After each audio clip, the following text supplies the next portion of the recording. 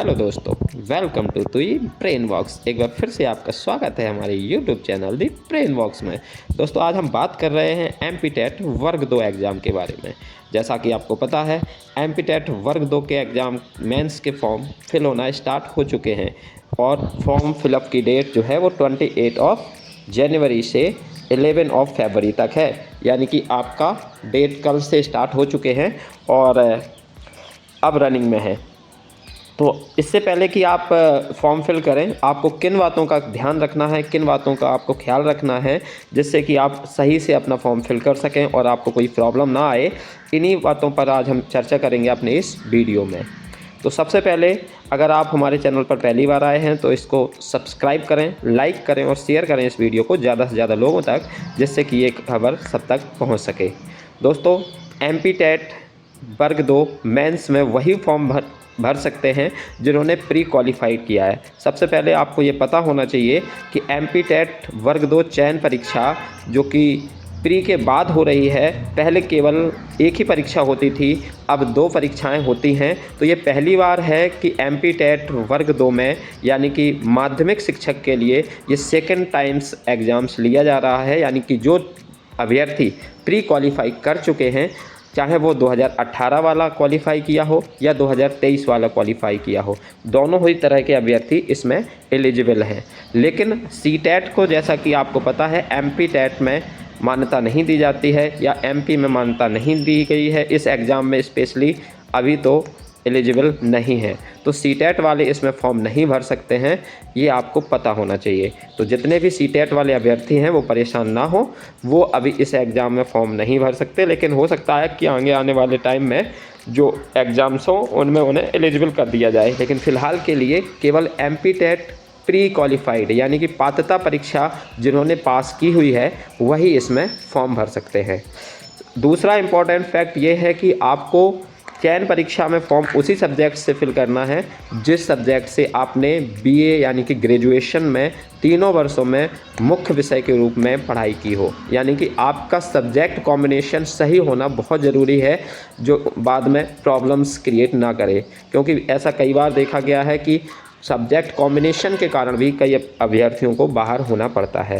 तो आपको ये पता होना चाहिए कि आपका ग्रेजुएशन में मुख्य विषय क्या था, आपने किस विषय से चयन पात्रता परीक्षा उत्तीर्ण की थी, उसी से आप मुख्य परीक्षा दे पाएंगे।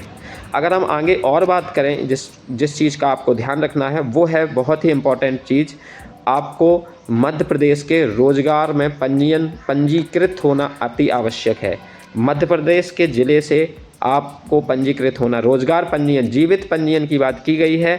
आप निर्देश पुस्तिका पढ़ेंगे तो उसमें साफ स्पष्ट मेंशन है कि मध्य प्रदेश के रोजगार केंद्र में आपको पंजीकृत होना, यानी कि रोजगार पंजीयन क्रमांक आपका जारी होना चाहिए। साथ ही साथ आपको एक बात और ध्यान रखना है कि कहीं वो एक्सपायर्ड तो नहीं हो गया है। यानी आपका रोजगार पंजीयन अगर रिन्यू नहीं हुआ है तो पहले उसे रिन्यू करा लें, उसके बाद ही फॉर्म भरें। ये बहुत इंपॉर्टेंट बात है, क्योंकि हम जल्दी में नहीं देखते हैं। अगर हमारे पास रोजगार क्रमांक है तो हम उसी को डाल के आगे बढ़ जाते हैं। दोस्तों, रोजगार पंजीयन जो है वो 3 वर्षों के लिए वैलिड होता है और उसके बाद आपको रिन्यू कराना पड़ता है। आपको स्क्रीन पर मैं दिखा भी देता हूं कि यहाँ पे आप कैसे चेक कर सकते हैं और किस तरह से रोजगार पंजीयन की एक्सपायरी या नेक्स्ट रिन्यूएबल डेट आपको दिखाई देगी, जो आप आराम से चेक कर पाएंगे। रोजगार पंजीयन होने के बाद दोस्तों, आपको अपना प्रोफाइल भी अपडेट करना होगा। पीईबी पर जितने भी फॉर्म भरे जाते हैं वो एक पंजीकृत प्रोफाइल के थ्रू भरे जाते हैं, और आपका प्रोफाइल अगर अपडेटेड नहीं है, अगर आपको कोई क्वालिफिकेशन या कोई चेंजेस करने हैं, तो वो आप इसमें फॉर्म फिल के टाइम पे पहले अपडेट करें और लेटेस्ट फ़ोटो ही लगाएं, जिससे कि आपका बाद में कोई प्रॉब्लम ना हो।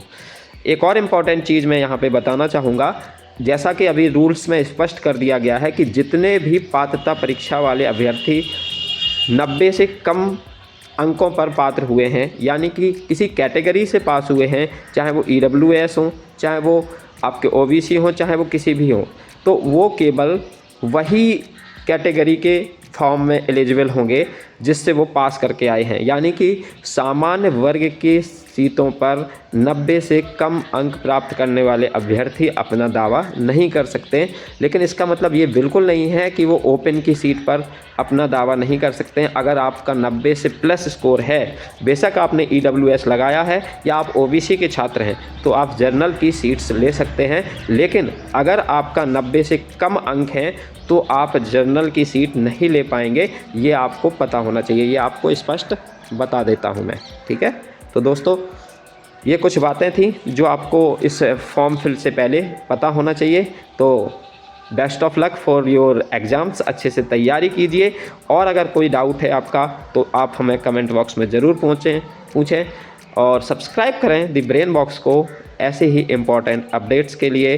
Best of luck for your upcoming exam से रिलेटेड टिप्स आपको हमारे चैनल पर समय समय पर मिलती रहेगी। आप किसी भी सब्जेक्ट से फॉर्म फिल कर रहे हो, हमें ज़रूर बताएं, कमेंट बॉक्स में अपना सुझाव ज़रूर दें। मिलते हैं आगे एक और इम्पॉर्टेंट वीडियो के साथ, तब तक अपना ख्याल रखिए। Thank you, have a nice day.